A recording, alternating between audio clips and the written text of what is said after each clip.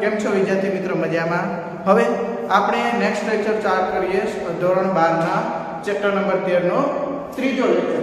હવે એમાં ટોપિક આપેલો છે નેક્સ્ટ જાતિ વિસ્તારના સંબંધો. એના વિશે આપણે કોણે માહિતી આપી? તો કે ભૂગોળશાસ્ત્રી એલેક્ઝાન્ડર વોન હુમબોલ્ટ દક્ષિણ અમેરિકાના જંગલોના વેરાન પ્રદેશ કે જ્યાં જાતિઓની વિવિધતા માટે તેમણે પ્રારંભિક અને વ્યાપક સંશોધનો જેવા પ્રયોગો કર્યા અને એ દરમિયાન અવલોકન કર્યું. હવે તેનું કહેવાનું શું હતું અવલોકન ઉપરથી કે આ જાણીતી એક વિસ્તાર છે, બરાબર. હવે તેમણે અહીંયાથી જાતિઓ શોધતા અહીંયા વચ્ચે સુધી પહેલા જાતિઓમાં કેવી મળી? સમૃદ્ધિ જોવા મળી. ફરીથી આગળ જોતા જે આ જાતિઓ છે તે ફરીથી અહીંયા જોવા મળી. આથી એના ઉપરથી તેમણે તારણ આપ્યું કે જાતિઓમાં વિવિધતા માત્ર અમુક ક્ષેત્ર મર્યાદા સુધી હોય છે. જેમ કે અહીંયાથી અહીંયા સુધી જાતિઓની સમૃદ્ધિ જોવા મળે, ફરીથી પાછી એ જ જાતિઓ જોવા મળે છે. આથી તેમણે શું કહ્યું કે જાતિઓની સમૃદ્ધિ માત્ર અમુક ક્ષેત્ર મર્યાદા સુધી જોવા મળે છે. તેમણે કહ્યું કે વર્તમાનના વ્યાપક વિવિધતા માટે જાતિ સમૃદ્ધિ અને વિસ્તારનો આલેખ એક લંબચોરસ અતિવલય જોવા મળે છે. કેમ કે અહીંયા આવી જાય જાણે કે અહીંયાથી એમને શોધવાનું ચાલુ કર્યું, જાતિઓમાં સમૃદ્ધતા જોવા મળી અને ફરીથી અહીંયા શું થઈ ગયું? એ જ જાતિઓ ફરીથી જોવા મળી. આથી કેવો આલેખ મળે છે? લંબચોરસ અતિવલય આકારનો. કે એની ઉપરથી તેને ઢાળ ઉપરથી સૂત્ર તારવ્યું log s બરાબર log c plus j log a. એમાં એ શું દર્શાવે છે? જાતિની સમૃદ્ધિ દર્શાવે છે. એ કે જે વિસ્તાર લીધેલો છે એ દર્શાવે છે. જે રેખાનો ઢાળ કે જે આ રેખા છે એનો ઢાળ દર્શાવે છે જે, અને c બરાબર y આંતરછેદ દર્શાવે છે. c બરાબર y નો આંતરછેદ કે જે આપણે અહીંયા જોવા મળે છે, બરાબર. આ રીતે એને આખું સૂત્ર તારવેલું હતું. હવે પરિસ્થિતિનું ઘણા પરિસ્થિતિનું માનવું છે કે આ જે રેખાનો ઢાળ છે, રેખાનો ઢાળ કે અમુક ક્ષેત્ર મર્યાદા સુધી જોઈએ તો કે કેટલો? 0.1 થી 0.2 ની ક્ષેત્ર મર્યાદાની વચ્ચે જોવા મળે છે કે એના કરતા વધારે જાતિઓની વિવિધતા જોવા મળતી નથી. આથી એ લોકોએ એમ કહ્યું કે રેખાનો ઢાળ માત્ર 0.1 થી 0.2 ની ક્ષેત્ર મર્યાદાની અંદર જ જોવા મળે છે. તો પરિસ્થિતિઓ વિશે લખીએ તો કે પરિસ્થિતિવિદોએ કહ્યું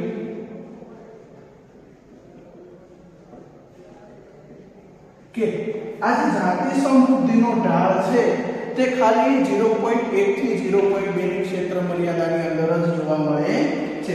તે z રેખાનું મૂલ્ય, જે ઢાળનું મૂલ્ય 0.1 થી 0.2 ની ક્ષેત્ર મર્યાદાની અંદર જ જોવા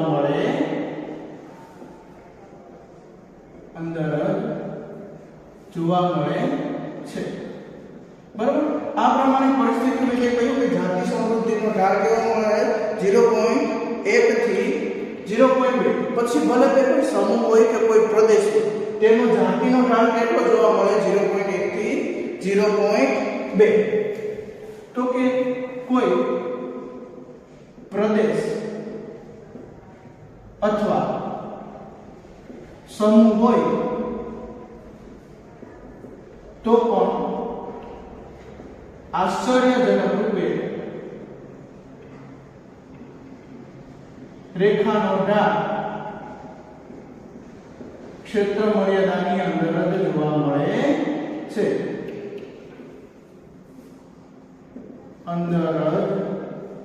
મળે છે, બરાબર. પણ આ જે અમુક મોટા પ્રદેશો છે કે જ્યાં z રેખાનું મૂલ્ય બદલાય છે, બરાબર, તેના માટે z રેખાનું મૂલ્ય જોવા મળતું નથી 0.1 થી 0.2 ની ક્ષેત્ર મર્યાદાની અંદર. તે જાતિ વિવિધતાના કારણે તેનું મૂલ્ય આ વિસ્તારની અંદર અલગ જોવા મળે છે, બરાબર. પરંતુ અમુક એવા મોટા વિસ્તાર અથવા પ્રદેશ કે જ્યાં જાતિઓમાં વિવિધતા વધારે હોવાથી રેખાનું મૂલ્ય, બરાબર, ઢાળ દર્શાવતી રેખાનું મૂલ્ય ક્યાં સુધી હોય છે? તો કે 0.6 થી 0.1 ની 0.12 ની ક્ષેત્ર મર્યાદાની અંદર 1.2, ઓકે, સોરી માય મિસ્ટેક, 1.2 ની ક્ષેત્ર મર્યાદાની અંદર જોવા મળે છે, બરાબર. આમાં એક ઉદાહરણ દ્વારા આપણે સમજીએ કે ઉષ્ણકટિબંધીય વર્ષાવરણ વિસ્તારમાં આવેલા વર્ષાવરણ કે જ્યાં સસ્તન અને ફળ ખાતા પક્ષીઓનું ઢાળ 1.15, બરાબર, 1.15 જેટલું મળે છે. સમજાવું બધાને? બાળકો અહીંયા ધ્યાન ફરીથી આપો તો કે જાતિ વિસ્તારના સંબંધો નેક્સ્ટ ટોપિક, તો એના વિશે પણ આપણે માહિતી આપી હતી. તો કે ભૂગોળશાસ્ત્ર એલેક્ઝાન્ડર વોન હુમબોલ્ટે દક્ષિણ અમેરિકાના જંગલોના વેરાન પ્રદેશોમાં તેમના પ્રારંભિક અને વ્યાપક સંશોધનો કર્યા જાતિઓની સમૃદ્ધિ ચકાસવા માટે. હવે તેણે શું કર્યું? તો કે જ્યાંથી એણે જાતિ શોધવાનું ચાલુ કર્યું, વચ્ચે અધવચ્ચે પહોંચતા જ્યાં સુધી જાતિઓમાં ખૂબ સમૃદ્ધિ જોવા મળી અથવા વિવિધ પ્રકારની જાતિઓ જોવા મળી. હવે ત્યાંથી આગળ મળતા જે પહેલા જાતિઓ જોવા મળી એ ફરીથી એ જ રિપીટ થવા માંડી. આથી તેમણે શું કહ્યું કે જાતિઓની સમૃદ્ધિ અમુક ક્ષેત્ર મર્યાદા સુધી જ જોવા મળે છે, બરાબર. હવે એણે આખો ઢાળ આપેલો હતો કે જે વર્તકોના વ્યાપક વિવિધતા માટે જાતિ સમૃદ્ધિ અને વિસ્તારનો આલેખ એક લંબચોરસ અતિવલય આકારમાં જોવા મળે છે કે જેમાં અહીં રેખાનો ઢાળ લીધો અને વિવિધ પ્રકારના જે સૂત્રમાં સામેલ હતા એના વિશે માહિતી આપી. તો કે એ જાતિ સમૃદ્ધિને સામેલ કેવી વિસ્તાર કે જે વિસ્તારમાં જાતિ સમૃદ્ધિ જોવા મળે છે અને એનો રેખાનો ઢાળ અને આદર્શ કે આના ઉપરથી આપણે જાતિ સમૃદ્ધિના સંબંધો જોવા મળે છે. હવે રેખાના ઢાળ ઉપરથી જાતિ સમૃદ્ધિ કેટલી છે જોવા મળે તો કે પરિસ્થિતિવિદે કહ્યું કે z રેખાનું મૂલ્ય 0.1 થી 0.2 ની ક્ષેત્ર મર્યાદાની અંદર જ જોવા મળે છે. આ ફિક્સ હતું કે ગમે તેવી જાતિ હોય અથવા ગમે તેવો પ્રદેશ હોય, આ 0.1 થી 0.2 ની ક્ષેત્ર મર્યાદાની અંદર જ જોવા મળે છે, બરાબર. હવે કોઈ પ્રદેશ કે સમૂહ હોય તો પણ આશ્ચર્યજનક રૂપે રેખાનો ઢાળ ક્ષેત્ર મર્યાદામાં જ જોવા મળે છે કે ગમે એવી સમૃદ્ધિ હોય તેનો આલેખ કેટલો મળે? ઢાળ 0.1 થી 0.2 ની ક્ષેત્ર મર્યાદાની અંદર જ જોવા મળે છે. પરંતુ અમુક એવા મોટા વિસ્તારો કે જે જાતિ સમૃદ્ધિઓ વધારે જોવા મળે છે ત્યાં રેખાનો ઢાળ કેટલો મળે? 0.6 થી 1.2 ની વચ્ચે જોવા મળે છે. ઉદાહરણ તરીકે ઉષ્ણકટિબંધીય વિસ્તારમાં આવેલા વર્ષાવનો કે જ્યાં સસ્તનો અને ફળ ખાતા પક્ષીઓનો ઢાળ કેટલો મળે? 1.15 જેટલો જોવા મળે છે. ચાલો હવે નેક્સ્ટ ટોપિક સમજીએ, નિવસન તંત્ર માટે જૈવ વિવિધતાનું મહત્વ. હવે નિવસન તંત્રનું જૈવ વિવિધતામાં શું મહત્વ છે તેના વિશે આપણે માહિતી મેળવીએ. હવે જાતિઓની સંખ્યા ખરેખર નિવસન તંત્ર માટે ખૂબ જ જરૂરી છે, કારણ કે જો જાતિઓ હશે તો જ નિવસન તંત્ર જળવાઈ રહેશે. આથી જાતિઓની સંખ્યામાં જેટલો વધારો એટલો નિવસન તંત્રમાં ઉત્પાદકતા, બરાબર, તેમાં રહેતા પ્રાણીઓ અને એની આહારજાળ વચ્ચે સરળતાથી સંબંધ જળવાઈ રહે અને વ્યવસ્થિત રીતે ચાલતી રહે. આથી આપણે લખીએ ચાલો તો કે જાતિની સંખ્યા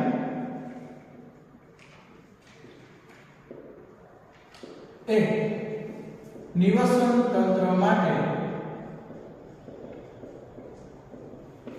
ખૂબ જ ઉપયોગી છે. હવે ઘણા સ્થિર નિવસન તંત્ર માટે હોવું જોઈએ કે તેમાં વ્યવસ્થિત ઉત્પાદકતા થતી હોય, બધા પ્રાણી વ્યવસ્થિત રીતે જોડાયેલા હોય એવી રીતે. હવે ઘણા સમય સુધી શું માનવામાં આવ્યું કે જે જાતિની સંખ્યા છે, બરાબર, એ વધુ જાતિઓ ધરાવતી સંખ્યા લાંબા સમય માટે શું હોય સ્થિર વલણ ધરાવે કે એમાં નિવસન તંત્રને પણ જળવાઈ રહે અને જે જાતિઓનો સમૂહ છે તે પણ લાંબા સમય સુધી જળવાઈ રહે. ઓછી જાતિ ધરાવતા જે નિવસન તંત્ર છે તેમાં સ્થિર વલણ ઓછું ધરાવે છે. એટલે લાંબા સમય સુધી એ જ માનવામાં આવતું હતું. તો કે લાંબા સમય સુધી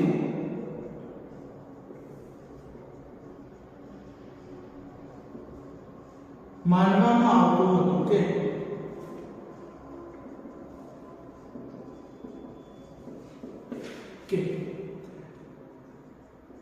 જાતિઓના જાતિઓની સંખ્યામાં જે વધારો જોવા મળે છે તે જ સ્થિર વલણ ધરાવે છે.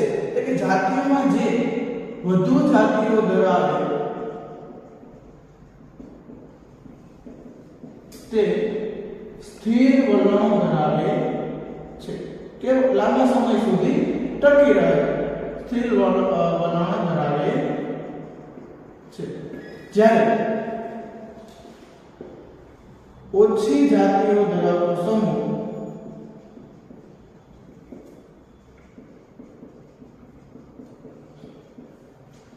સ્થિર વલણ ધરાવતો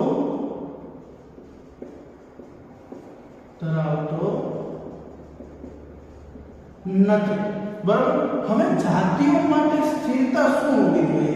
તો કે જાતિઓ માટે એના વિશે આપણે ચર્ચા કરીએ. તો કે જાતિઓ માટે સ્થિરતા શું હોવી જોઈએ?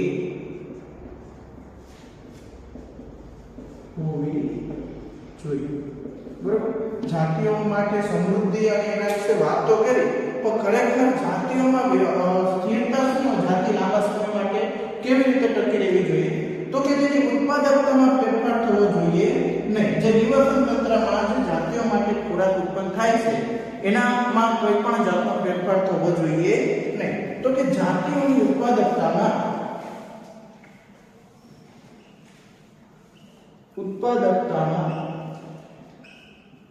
ફેરફાર થવો જોઈએ નહીં.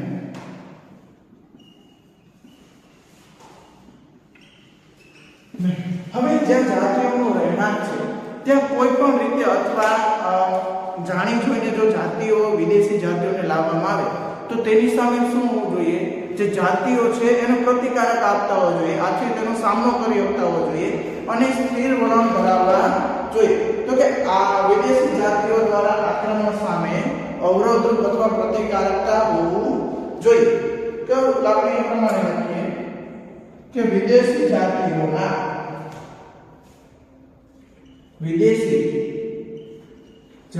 દ્વારા થતા આક્રમણ સામે પ્રતિરોધક હોવું જોઈએ. બરાબર. જ્યારે કોઈ વિદેશી જાતિઓ એ જાતિ ઉપર આક્રમણ કરે ત્યારે તેની સામે લડવાની ક્ષમતા હોવી જોઈએ. નેક્સ્ટ સમજીએ આપણે.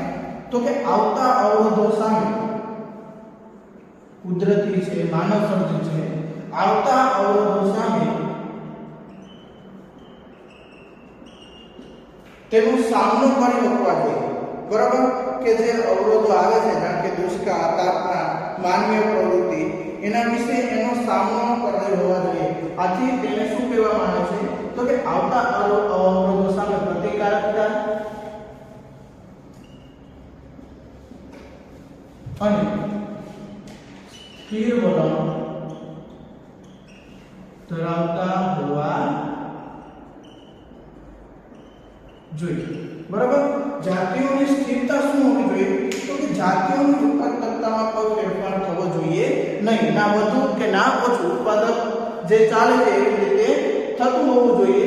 વિદેશી જાતિઓ દ્વારા થતા આક્રમણ સામે પ્રતિરોધક સ્વરૂપે હોવું જોઈએ. હવે આવતા અવરોધ જે વિદેશી જાતિઓ આક્રમણ કરે તેની સામે લડવાની ક્ષમતા હોવી જોઈએ. પણ તેની અંદર બીજા જે કે માનવી અને કુદરતી જે આવતા અવરોધો છે તેની સામે શું હોવું જોઈએ? પ્રતિકારકતા આપવા જોઈએ અને સ્થિર વલણ ધરાવતા હોવા જોઈએ. હવે એક વૈજ્ઞાનિક હતા ટીલમની, બરાબર, કે કે તેમણે શું કર્યું તો કે વૈજ્ઞાનિક સ્થિરતા સાબિત કરવા માટે અને જાતિ નિવસન તંત્ર માટે જૈવ વિવિધતાનું મહત્વ માટે પ્રયોગો કર્યા. તો કે વૈજ્ઞાનિક ટીલમને તેમની પ્રયોગશાળાની બહાર આવેલા ભૂખંડો ઉપર લાંબા સમય સુધી પ્રયોગો કર્યા. બરાબર, પ્રયોગશાળાની બહાર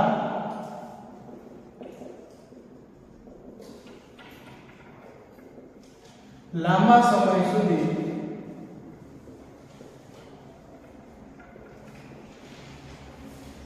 કરવામાં આવેલા ભૂખંડો ઉપર થોડા આના જવાબ માટે કામચલાઉ જવાબ આપે છે. તો કે ભૂખંડો ઉપરથી થોડા કામચલાઉ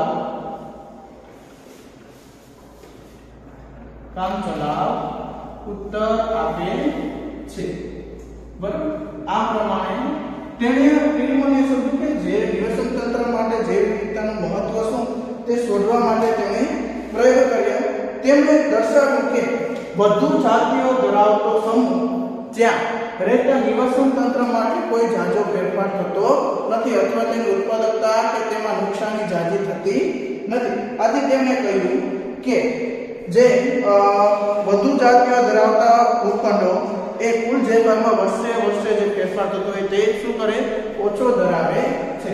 આપણે એ પ્રમાણે લખીએ તો કે વધુ જૈવ વિવિધતા ધરાવતો વિસ્તાર કે વર્ષે જે વિવિધતા જોવા મળે છે તેમાં શું ઓછી અસર દર્શાવે છે. વધુ જે વિવિધતા ધરાવતો વિસ્તાર કે જેમાં વર્ષે થતા નુકસાન સામે પ્રતિરોધ છે અથવા ઓછું નુકસાન ધરાવે છે. તેમણે તેના ભૂખંડો ઉપરથી પ્રયોગો ઉપરથી તેમણે સાબિત કર્યું કે જે વધુ જૈવ વિવિધતા ધરાવતો વિસ્તાર છે કે જ્યાં નુકસાન થવા છતાં પણ તેની જૈવ વિવિધતાને કારણે ઝાઝો પ્રતિરોધક અથવા ઝાઝો બદલાવ આવતો નથી. મને દર્શાવ્યું કે વધતી જતી વિવિધતા એ શું કરે છે કે નિવસન તંત્રની ઉત્પાદકતામાં વધારવામાં ફાળો આપે છે. તો કે તેમણે દર્શાવ્યું કે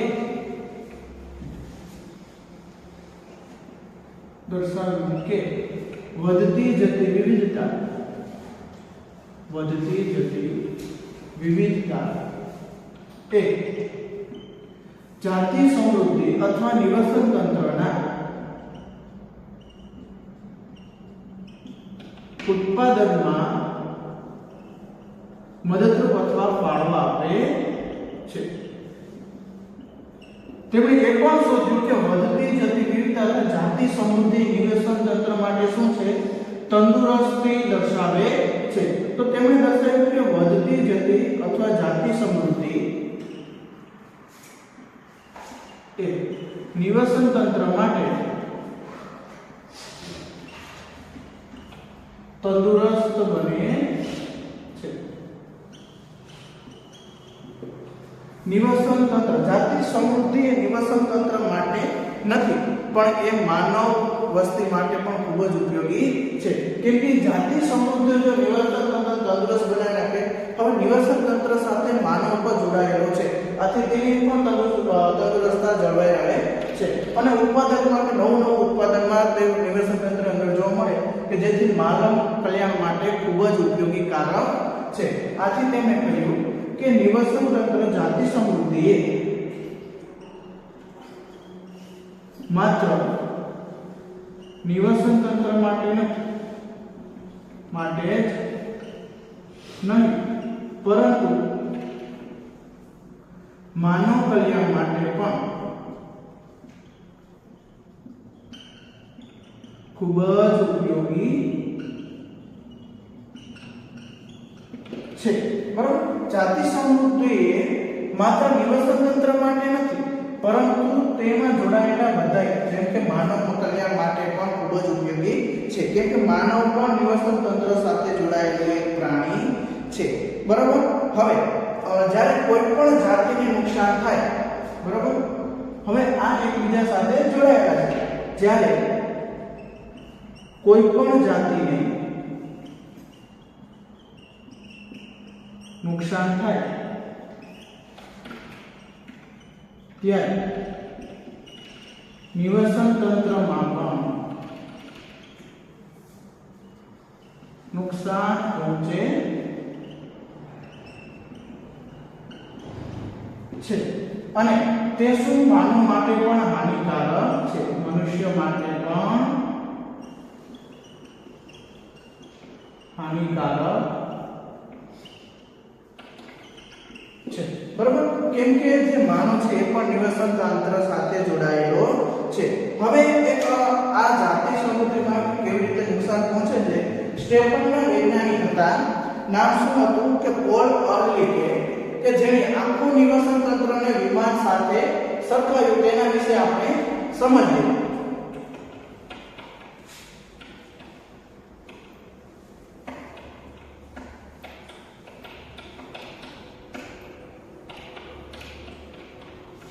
તો વૈજ્ઞાનિક હતા ક્યાં? સ્ટેફનના. તો કે નામ શું હતું? વૈજ્ઞાનિક પોલ અર્લિકે.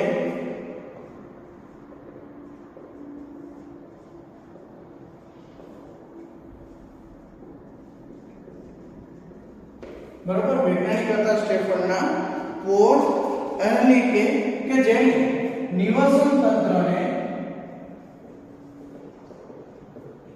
વિમાન સાથે સરખાવ્યું. બરાબર. તેણે શું કર્યું કે આ એક વિમાન છે. બરાબર.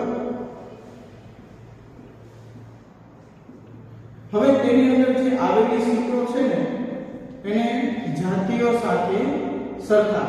હવે તેની સીટો સાથે જોડાયેલી ખીલીઓ કે સીટને જકડી રાખવા માટે તેણે કહ્યું કે જ્યારે કોઈ મુસાફર વિમાનની અંદર મુસાફરી કરે ત્યારે કોઈ એક એક ખીલી બહાર કાઢે. બરાબર. અને કોક મુસાફર શું કરે કે પાંખિયાને જ અલગ કરી નાખે. તો શું થાય? તો કે વિમાન ક્રેશ થઈ જાય. આથી આને જાતિઓ સાથે સગાય કે જ્યારે એક એક જાતિઓ લુપ્ત થતી જાય ત્યારે શું થાય? તો કે નિવસન તંત્ર માટે પણ વિમાનની જેમ ક્રેશ થઈ જાય છે. આથી તેના વિશે લખીએ ચાલો આપણે. તો કે સ્ટેફનના વૈજ્ઞાનિક પોલ અર્લિકે નિવસન તંત્રના નિર્માણ સાથે સરખાવ્યું. તેમણે જાતિઓને વિમાનમાં રહેલી બેઠક સીટો સાથે સરખાવી. હવે તેમણે કહ્યું કે જ્યારે બેઠક સીટોમાં આવેલી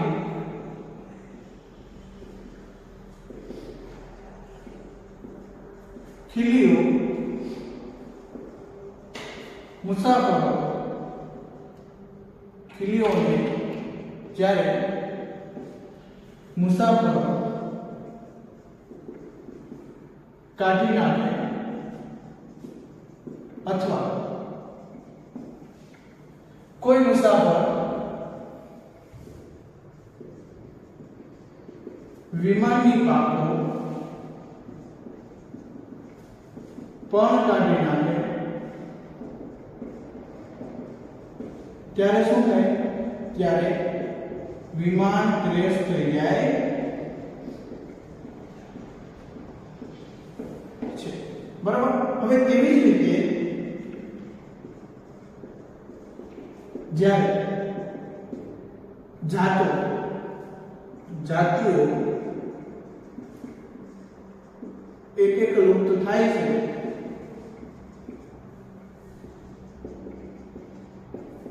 ત્યારે નિવસન તંત્ર પણ વિમાનની જેમ નાશ પામશે. બરાબર. હવે આની સાથે તેણે શું કર્યું? વૈજ્ઞાનિકે કહ્યું કે વિમાન સાથે આખી જાતિઓને સરખાવે. તેઓનું માનવાનું હતું કે જ્યારે કોઈ મુસાફર વિમાનની અંદર મુસાફરી કરે છે ત્યારે એની બેઠક સીટોની અંદર જે સ્ક્રૂ આવેલા હોય અથવા બોલ આવેલો હોય તે મુસાફરો બહાર નીકળી જાય કે કાઢતા રહે. હવે કોઈ મુસાફર હોય કે વિમાનના પાંખો પણ કાઢે તો શું થાય? વિમાન ક્રેશ થઈ જાય. હવે જાતિઓ સાથે પણ એવી જ રીતે સરખામણી કરી કે એક જાતિઓ જે લુપ્ત થતી જાય છે તે લાંબા સમય પર નિવસન તંત્રને નાશ કરશે.